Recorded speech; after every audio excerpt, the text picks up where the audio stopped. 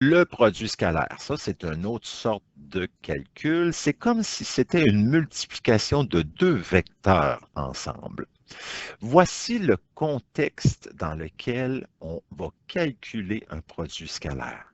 Donc, ça, c'est toi qui promène ton chien en traîneau, qui doit monter une butte ici, et voilà qu'est-ce qui se produit. En fait, toi, tu vas exercer une force sur la corde pour traîner ton traîneau. Et ça, cette force-là va être représentée par un vecteur force, donc en newton. La force qu'on émet pour tirer quelque chose, on mesure ça en newton. Et ça, ici, tu vas voir ça plus en détail dans ton cours de physique. Vous allez revenir là-dessus, entre autres sur le produit scalaire. Donc, tu tires sur le traîneau avec une certaine force, donc représenté par le vecteur F, F pour force, et tu vas traîner le traîneau sur une certaine distance. Donc, tu tires sur le traîneau avec une force sur une certaine distance. Et entre les deux vecteurs, il y aura un angle. Donc, entre le vecteur force et le vecteur distance, il y a un angle qu'on appelle l'angle alpha, qui n'est pas l'angle, l'orientation des deux vecteurs. Donc, le vecteur force son orientation, t'oublie pas, hein, c'est une horizontale vers la droite, donc son orientation est ici, l'orientation du verre est là. Donc, entre les deux, c'est la lettre alpha, la lettre grecque alpha, qui représente la lettre A pour les Grecs. Donc, il ressemble effectivement à un A, mais c'est alpha. Donc, l'angle entre deux vecteurs, quand on calcule le produit scalaire, on utilise le symbole alpha. Donc, on prend le traîneau, tu tires avec une certaine force sur une certaine distance avec un angle entre les deux. Donc, voici qu'est-ce que c'est que de trouver le produit scalaire. En fait, de trouver le produit scalaire, c'est combien d'énergie tu vas dépenser en joules, ou si tu as mieux, c'est combien de calories tu vas dépenser pour faire ce travail-là, de traîner ton traîneau sur une certaine distance avec une certaine force. Donc, le produit scalaire, c'est ça. C'est combien d'énergie dépenser pour exécuter ce travail-là. Donc, j'ai mon vecteur force, ma distance, l'angle entre les deux. Donc, le produit scalaire, en fait, ça s'appelle de trouver le travail effectué, qu'on va symboliser par la lettre W. Et tu as vu ici, je n'ai pas mis de petite flèche au-dessus, ce n'est pas le vecteur W. C'est vraiment le travail effectué, c'est un nombre, ici représenté par la variable W, donc ce sera toujours un nombre, parce que c'est de l'énergie qu'on déploie, combien d'énergie tu vas déployer. Donc, ce qu'on va faire pour trouver le produit scalaire, donc le symbole entre les deux, donc tu écris ton vecteur force, le vecteur D, et le symbole du produit scalaire, c'est un gros point noir.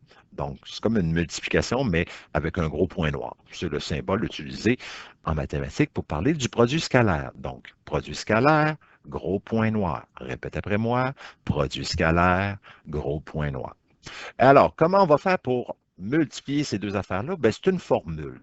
C'est une formule, je te la présente. Donc, c'est la norme de F, c'est-à-dire la valeur de la force du vecteur F, multipliée. Tu as vu ici, c'est un petit point noir. Donc, ça veut dire que c'est une multiplication. Gros point noir, produit scalaire, petit point multiplication. Donc, tu multiplies la norme de F multipliée avec la norme de D et tu multiplies encore ça par le cos de l'angle entre les deux. Donc, ça, c'est la formule du produit scalaire quand on connaît la norme de l'un, la norme de l'autre et l'angle entre les deux. Il y a des fois, dans des contextes, je ne donnerai pas l'angle entre les deux, mais tu auras ce qu'il faut pour le trouver géométriquement. Mais ça, tu vas découvrir ça dans les exercices. Donc, formule, le travail effectué qu'on appelle le produit scalaire, okay, qu'on appelle le W. Alors, si ma force est de 80 newtons, donc là, on va faire une application avec des nombres, et que ma distance est de 50 mètres, et que l'angle entre les deux est de 25 degrés, donc voici qu'est-ce qu'on va faire pour trouver le travail effectué de tout ça. Donc, la norme de F qui est 80, la norme de la distance donc est 50, donc ça, c'est la force fois la distance, fois le cos de l'angle en degrés entre les deux. Donc, tu multiplies ça ensemble et ça te donne le travail effectué, ça te donne ton produit scalaire. Ça veut dire qu'il a fallu que tu dépenses 3625,23 joules pour effectuer ce travail-là. Okay? Donc ici, c'est quelque chose de très simplifié.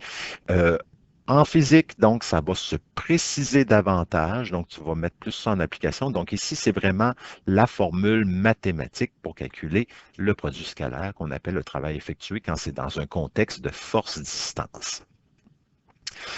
Je te donne donc ici deux vecteurs. Puis si on remarque, pour trouver le produit scalaire, mes deux vecteurs ont toujours le point d'origine le même. Et donc, mes deux vecteurs partent de la même origine et l'angle entre les deux, donc besoin d'une longueur de l'un, besoin d'une longueur de l'autre. Mais si je n'ai pas la norme de chacun des vecteurs, je peux te donner les composantes. Donc, si les composantes de U sont AB et que les composantes de V sont CD, voici la formule du produit scalaire pour calculer donc le produit scalaire, le travail effectué, entre deux vecteurs. Entre deux vecteurs. Donc, tu prends A, tu le multiplies par C, plus B fois D. Donc, ça ici, c'est des chiffres multipliés ensemble, additionnés ensemble. Donc, ça va te donner une valeur. Donc, ça va te donner le produit scalaire. Donc, retiens que le produit scalaire, ce n'est pas un vecteur, c'est une valeur. Donc, ça sera important de mettre ça sur ta feuille de mémoire, donc avec les composantes, composantes de U, composantes de V, voici qu'est-ce qu'on fait pour trouver le produit scalaire, gros point noir, c'est AC plus BD. A fois C plus B fois D. Donc, si j'applique ça avec des vraies valeurs, donc mon vecteur U, ses composantes sont 4, 3, mon vecteur V, c'est 8, 2, donc mon produit scalaire, c'est 4 fois 8 plus 3 fois 2. Donc, 4 fois 8, 32, plus 6, 32 plus 6, ça fait 38. Donc, ça ici, ça l'est mon produit scalaire. Bon, à partir de là, ça se peut que je te demande, trouve-moi l'angle ici, l'angle alpha, l'angle entre les deux vecteurs. Donc, si je ne te le donne pas, ça se peut que je te demande de le trouver. Donc, comment on va faire? Bon, là, on sait que le produit scalaire, c'est 38. Donc là, il s'agit de trouver l'angle entre les deux. Donc, pour trouver l'angle entre les deux, l'angle alpha entre mes deux vecteurs force et distance, donc tu vas avoir besoin de trouver la norme de U. Donc, la norme de U, donc tu utilises les composantes 4 et 3, donc 4 à la 2, 3 à la 2, hein, c'est un Pythagore, donc ça donne 5. Et la norme de V. Tu vas avoir besoin de ces deux valeurs-là pour être capable de trouver l'angle entre les deux. Donc ici, c'est 8,37. Et tu sais que la formule du produit scalaire entre deux vecteurs, quand je donne la norme et l'angle entre les deux, bien, le produit scalaire, c'est la norme de U fois la norme de V fois le cos de l'angle entre les deux. Mais là, tu te dis, ben, je ne connais pas plus l'angle. Mais par contre, tu connais le produit scalaire. Donc, si tu connais le produit scalaire, donc ici, tu vas placer le produit scalaire qui vaut 38. On l'a calculé avec ses composantes. Parce que j'avais ces composantes, j'ai pu être capable donc de calculer le produit scalaire. Donc, je le mets ici. Le U, donc la norme de U, c'est 5, on l'a vu avec Pythagore. Ici, 8,37 et fois cos de alpha. Donc là, tu te retrouves comme une équation un peu de secondaire 2. Hein, tu sais, dans le fond, tu isoles ta variable qui est ici. Donc, pour l'isoler, qu'est-ce que tu dois faire? Tu vas diviser par 5 fois 8,37. Donc, d'un bord, puis tu le fais de la même chose de l'autre côté. Et attention, sur la calculatrice, ça va être important que tu mettes des parenthèses. Je te fais apparaître la calculatrice. Regarde bien ici. Hop, clear. Donc, je veux faire 38 divisé par parenthèse 5 fois 8,37. Donc, 38 divisé par parenthèse 5 fois 8,37. Et voilà. Donc, ça donne le 0,9080 qui est en fait le résultat de cos d'alpha. Donc, attention, si tu ne mets pas des parenthèses, tu vas voir ici, gars, je te fais la démonstration. Si tu ne mets pas des parenthèses, ça va donner divisé par 5 fois 8,37. Donc, je ne me suis pas trompé de valeur. Oups, oui, c'est 37 ici. Éric, concentre-toi. Donc, 37. Voilà. Donc, ça me donne 63,612. Donc, 38 divisé par 5, il calcule ça en premier, puis ensuite la réponse fois 8,37. Donc, ça ne marcherait pas, cette réponse-là, pour trouver ton cos. Donc, tes parenthèses sont importantes dans le calcul. OK? Donc, fais attention à ça. OK, donc, on a vu que donc, sur la calculatrice que c'est le cos de alpha qui est égal au 0,9080, hein, c'est la réponse de ça ici. Et après ça, ben, je fais réapparaître la calculatrice parce que regarde bien, quand tu as fait ton 38 divisé par parenthèse 5 fois 8,37, hein, qui donnait ça ici, quand tu as ça sur ta calculatrice, la dernière réponse, puis que tu veux l'utiliser, ben, au lieu de dire que c'est cos-1, puis tu réécris ces chiffres-là, tu peux faire cos-1 de la réponse. Vois-tu, ici, c'est marqué ANS, answer, donc deuxième fonction petit moins qui fait apparaître ANS, ferme la parenthèse. Donc là, il va aller chercher cette valeur-là. Donc, au lieu de tout réécrire, tu vas chercher ANS, dernière réponse obtenue sur la calculatrice, et tu obtiens ton angle. Donc ici, on va avoir un angle de 24,77 degrés. Donc voilà comment on fait pour trouver l'alpha avec le produit scalaire quand on part des composantes. Donc, tu trouves le produit scalaire, puis tu te ressers de ta formule des composantes, pas des composantes, mais du produit scalaire, avec cette formule-là, puis tu mets les valeurs que tu connais pour trouver ton angle alpha. Voilà, c'est comme ça qu'on fait. Donc, je fais un autre exemple. Je te donne les composantes U-2, 4, les composantes de V8, 2. Donc, le produit scalaire, c'est moins 2 fois 8 plus 4 fois 2. Donc, moins 2 fois 8, moins 16. 4 fois 2, 8. Moins 16 plus 8, ça fait moins 8. Donc, pour trouver le alpha, même chose. Tu trouves la norme de U. Ah, ici, tu t'es dit, ben voyons, pourquoi il n'a pas mis moins 2, pourquoi il n'a pas transformé en, en positif pour le mettre dans la formule? Ben, c'est que le moins, je l'ai mis entre parenthèses, puis un moins à la 2 devient positif. Donc, ça peut être une autre façon de faire. Mais tu sais, ici, je préfère que tu prennes la composante négative. Quand tu calcules dans Pythagore, tu le mets positif. Mais sinon, tu le mets entre parenthèses, à la 2, il va devenir positif. OK? Donc, 4,47, ça, c'est la norme de U. C'est sa longueur ou sa force. Le V, donc, même chose, 8 à la 2 plus 2 à la 2, 8,37. Donc, je prends ma formule du produit scalaire avec composante, cos de l'alpha, l'encre de les deux.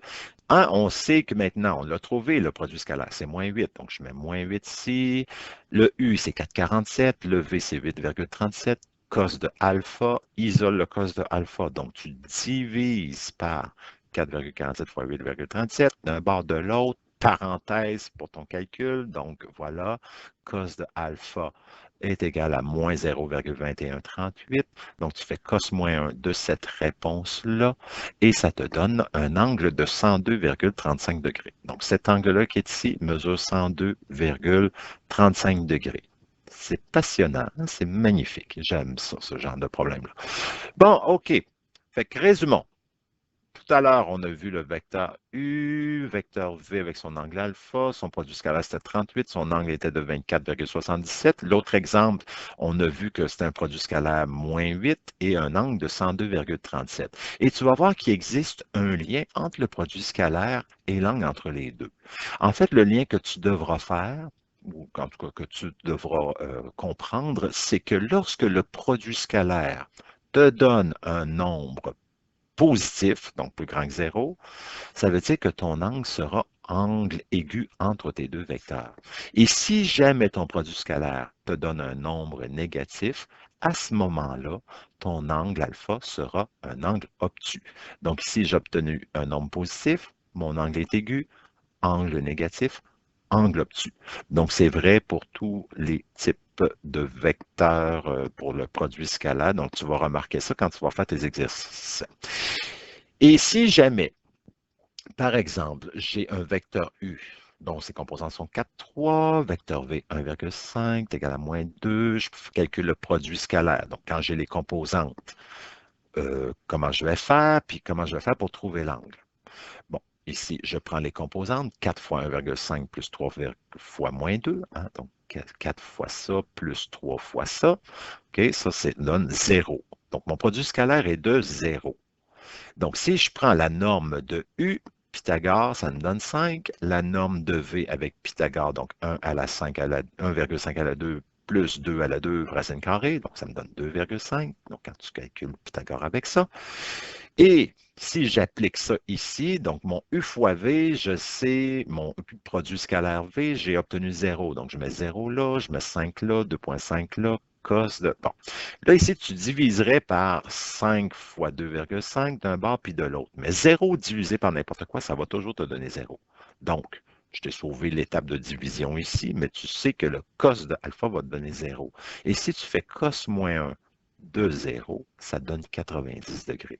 Donc, lorsque ton produit scalaire, conclusion, hein, lorsque le produit scalaire te donne 0, c'est parce que tes deux vecteurs sont orthogonaux. Ça veut dire que les deux forment un angle droit.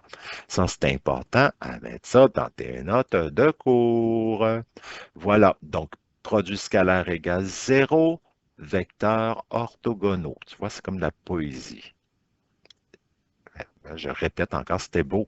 C'était beau ce que je viens de dire là, dans le fond. Produit scalaire égale 0 implique des vecteurs orthogonaux.